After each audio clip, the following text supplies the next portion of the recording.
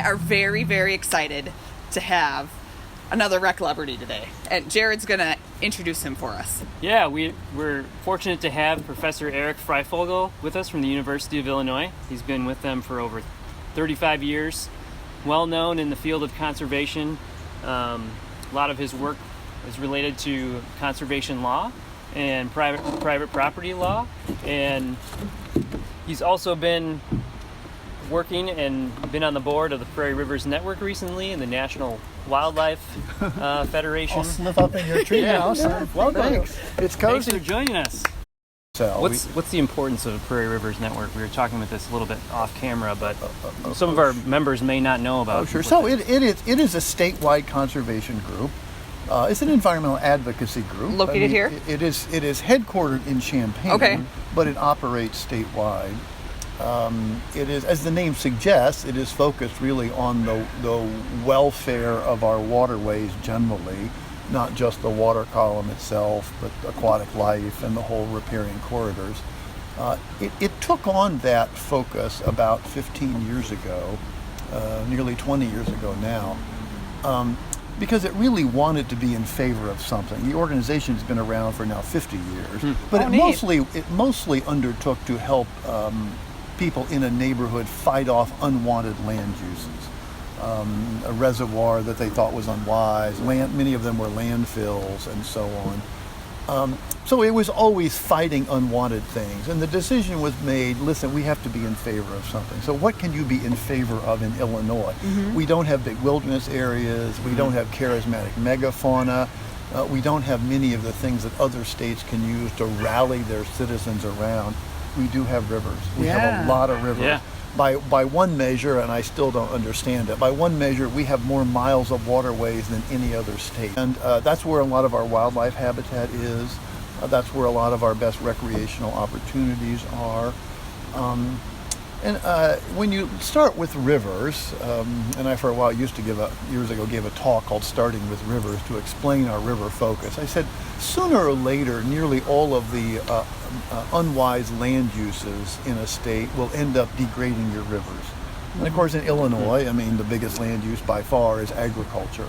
And a lot of the ill effects, a lot of the ecological costs of agriculture show up in the rivers. So if you start trying to clean up your rivers and improve them biologically, when possible, reconnecting them to their floodplain. So it's not just about water quality and pollution, it's about the timing of water flows, which have been radically altered in ways that have caused a lot of ecological degradation.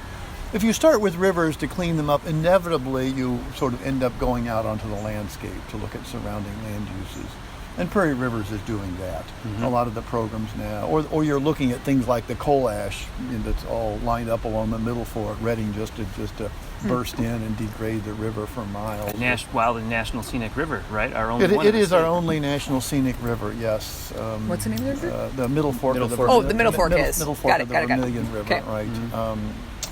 So it is an advocacy group that does a lot of things. We originally, with our rivers focus, started off trying to push or nudge or force the state of Illinois to do better enforcing the Clean Water Act. And got a lot of success. We got them to tighten up discharge permits. We got them to adopt new, tighter water quality standards. So we were very impressed by that, and it gave us a taste for sort of moving along. We were much less successful in dealing with the Army Corps of Engineers with their permits to put dredge and fill material into wetlands, and that's an ongoing battle. But so from there, though, we've branched out to a wide variety of programs. It is a very much a flourishing organization.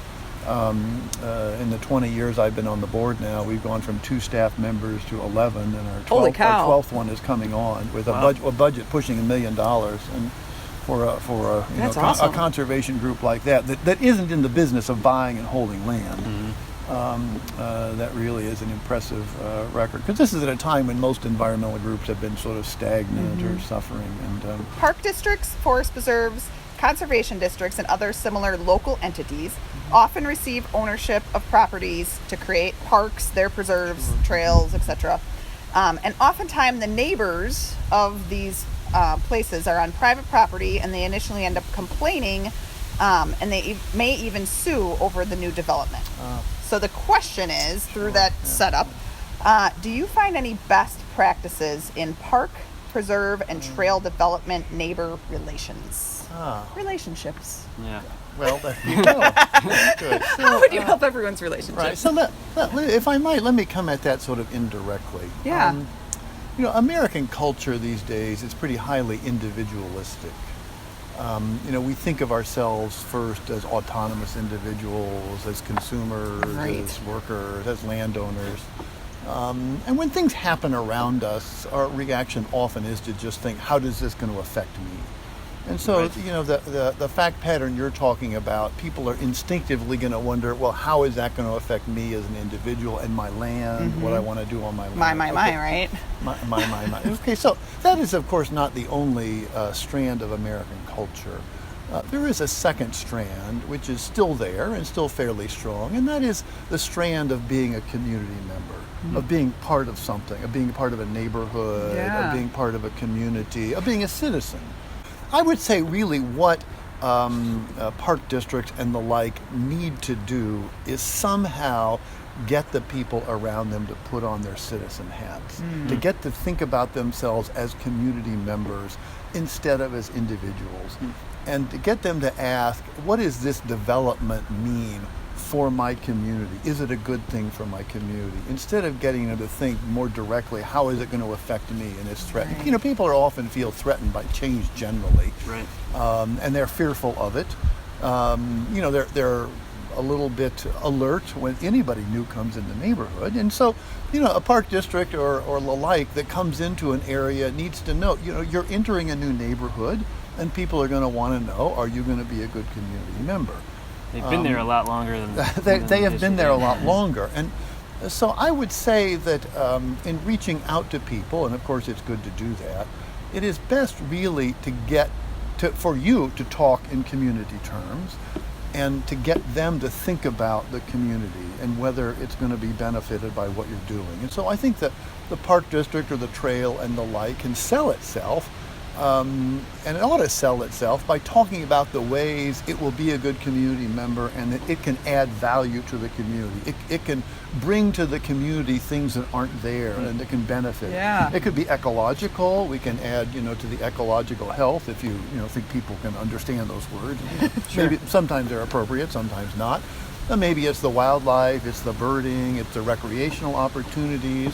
So when you're tourism, saying, I'm sorry. So when you say ecological health, is it those things that you were then saying, like bringing in wildlife or that will be there, or what is that actually? Because that is above me. So I'm like, what? Okay, well, so I withdraw the comment. Sorry, but No, it's fine. It's just that natural areas, often have one of the benefits of them is to promote the ecological functioning of a landscape in terms of its water flows, in terms of its soil, in terms of its wildlife populations. If you think about the community of life generally, the land community is what although Leopold called it, although he meant land and waters and rocks and soils and plants and animals and people, we're all part of this community. We're all tied together. Conservation efforts, even of isolated parcels, are not just valuable as isolated parcels, but they can be beneficial to the functioning and overall health of the community as a whole. The things not to do would be to get them to focus on how they might be impacted. What are your particular worries as an individual landowner? I wouldn't even bring that up at all, frankly. If they've got something to worry about, let them bring it up, because actually if you get talking in community terms, it may be that they decide not to bring it up, that they'll at least take a wait and see attitude. I actually would be reluctant also just to go out and ask people what they think about any subject, because when you ask people what they think, instinctively they're going to be focusing on themselves as an individual. Far better to talk about what would be good for the community and how could the community be made better. So you're having that community spin immediately. Oh, absolutely, absolutely. I would have it from the beginning and never leave it unless somebody says, oh, but I'm particularly worried about this. I also think at settings it's good to talk in terms of the language of public health. And I really have regularly urged conservation groups to talk about their work in terms of public health, because health has got positive connotations. Right. People understand that we spend fabulous amounts of money on medicine and health generally. And, the good that you get for the money spent in this setting is far greater than any money you would spend anywhere else. Mm-hmm. And the benefits are widespread. I mean, this is one setting where when money is spent, the benefits are spread widely. They don't just go to some individual, like in the healthcare setting, in the medicine setting. We think too much of public health in terms of just medicine and curing people once they're sick and avoiding disease, but instead of being proactive. Yes. So all of these groups, you put in a trail, that's a public health act. That's a community building act. That's making the community more than the sum of its parts. Local park and recreation or public park and recreation providers, and that there's this latent energy there that people in communities look at them as they need to be a collective neighbor, and they need to be the leader in conservation and the leader in sustainable practices and green practices and the like. But I feel like they don't know necessarily where or how to get there. And I feel like as I was looking through some of the books that you've written, and one of your recent ones, which is, I'm looking here to see what it's entitled officially, but A Good That Transcends, How U.S. Culture Undermines Environmental Reform. So in there it talks a little bit about crafting this new conservation ethic. So what does that mean to you, and how can local park and rec providers Can you put that in one little sentence? I'm not sure about the one sentence, but it is timely, because I have just recently been working with the staff of Prairie Rivers Network on this, and also the National Wildlife Federation. I have been impressed by the enthusiasm of park districts and the like for environmental education. But I will say, a lot of times it just seems to be the old nature study.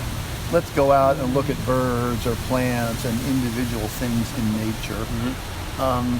Occasionally it goes beyond that to talk about natural systems, ecological interconnection, which is good, and maybe even sort of things like hydrologic cycles, and to focus on the need of wildlife for habitat and the like.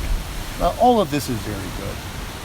When I think, though, about environmental subjects, when we talk about studying the environmental issues as opposed to just studying nature, I think inevitably we have to be focusing on the interactions of humans and nature. That's what we're talking about. It's really humans and nature. It's the human-nature interaction and the place of humans in the natural system.